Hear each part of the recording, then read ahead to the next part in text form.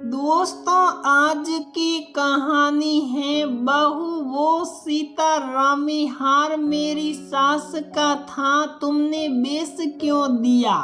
दोस्तों, कहानी शुरू करने से पहले अगर आपने हमारे चैनल को सब्सक्राइब नहीं किया है तो सब्सक्राइब कर लीजिए ताकि आपके पास पहुंचे हर नया वीडियो।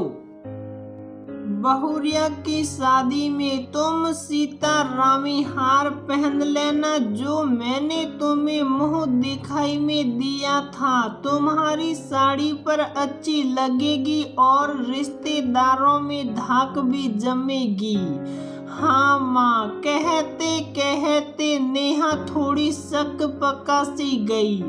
उसका चेहरा फक सफेद पड़ गया। जल्दी जल्दी काम निपटा कर कमरे में गई। आलोक बहन की शादी के जरूरतों का हिसाब किताब लेकर बैठा था। सिर्फ 3 दिन बाद ही तो शादी थी। आलोक सुनो ना, मुझे कुछ कहना है। 2 दिन पहले मैंने एक गलती कर दी। मैंने सोचा नहीं था इतनी बड़ी गलती करने जा रही हूँ। वो सारी का है ना, उसके कहने पर मैंने सीतारामी हार बदल कर एक लेटेस्ट डिजाइन का हार ले लिया। अब माँ उस हार के लिए पूछ रही है क्या करूं। क्या बकवास कर रही हो नेहा। वो हार दादी ने माँ को दिया था और माँ ने तुम्हें। तुम नहीं जानती तुमने क्या किया है। अब तुम ही समझो तुम्हें क्या करना है। कहते हुए आलोक कमरे से बाहर निकल रहा था कि सामने माँ को देख हैरान हो गया। बिना कुछ कहे सिर झुका लिया और तेज कदमों से बाहर चला गया। नेहा वसुधा जी को देखकर घबरा गई। माँ, वो हार कुछ मत कहो बहू। आज तुमने मेरे विश्वास को अपने पैर की ठोकर से मारकर सूर सूर कर दिया। जानती हो वो हार मेरी सास ने मुझे बड़ी विश्वास से दिया था। मेरे लिए नहीं, आलोक की होने वाली दुल्हन के लिए।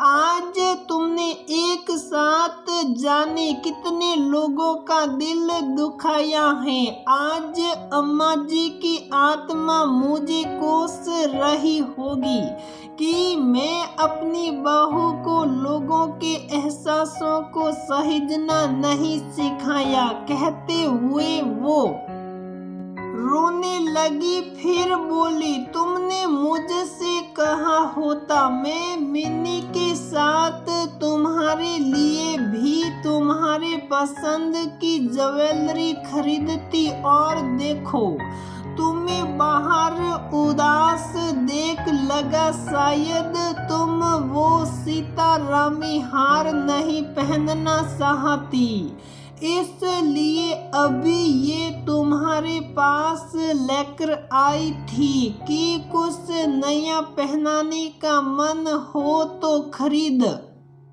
लो। कहते हुए गहनों के डिजाइन का कैटलॉग उसके सामने रख दिया। वो बेजान सी बिस्तर पर बैठ गई। आंखों से आंसू बहने लगे। आंचल से पोंछ कर फिर बोल उठी, जानती हो बहू, किसी भी रिश्ते के बीच विश्वास की एक बारीक रेखा होती है और बहुत सोच समझकर उसे सहेजने की कोशिश करनी चाहिए। बहुत विश्वास से मेरी सास ने अपनी बेटी को ना देकर वो हार मुझे दिया था और मैंने तुम्हें लेकिन आज तुमने वो विश्वास का धागा तोड़ दिया। एक बार अपने और मेरे रिश्ते के विश्वास को मन में रख कहती तो मुझसे उनकी बात सुन नेहा घबरा गई। कितनी बड़ी गलती कर दी। अब समझ आया, उस दिन सारिका ने जैसे उसकी मति मार दी थी। क्या हो गया कहते हुए सिर पकड़कर बैठ गई। फिर जल्दी से उस सुनार को फोन किया और झटपट निकल पड़ी घर से। जाकर उस सुनार से बात की। बहुत कहने के बाद सुनार उस सीतारामी हार को फिर से उनसे दाम पर देने को तैयार हुआ। उसे खरीदते समय सुनार जान गया था कि हार पुश्तैनी और एंटीक हैं। लगभग दोगुना पैसा देकर उसे खरीद वापस लेकर आई।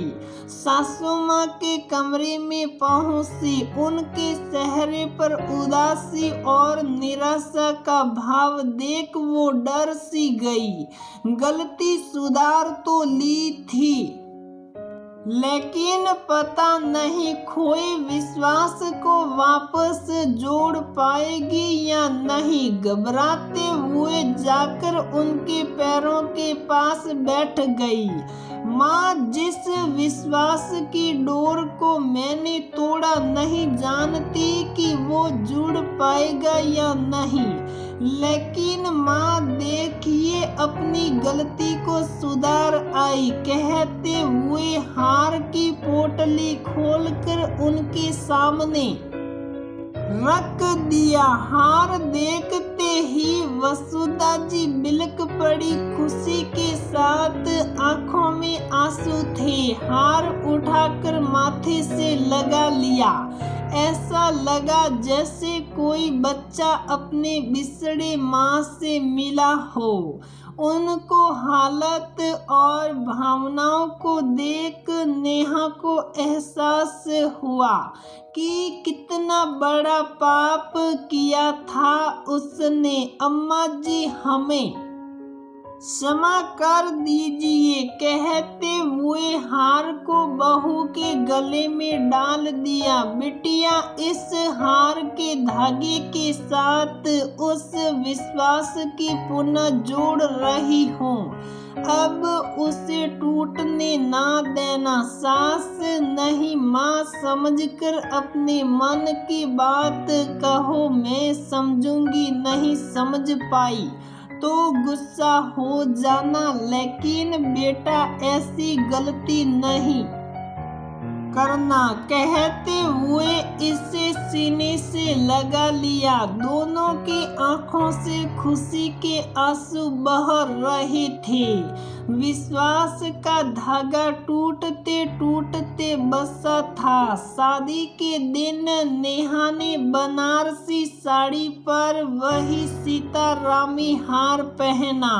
सभी लोगों की नजर उस पर थी। कुछ देर में कोई न कोई उस हार की तारीफ कर ही देता। नेहा खुश भी थी, हैरान भी। सबसे ज्यादा हैरान हुई जब आलोक के बॉस की बीवी ने उस हार के बारे में पूछ लिया और मनसा जता दी कि ऐसा हार उन्हें भी बनवाना है।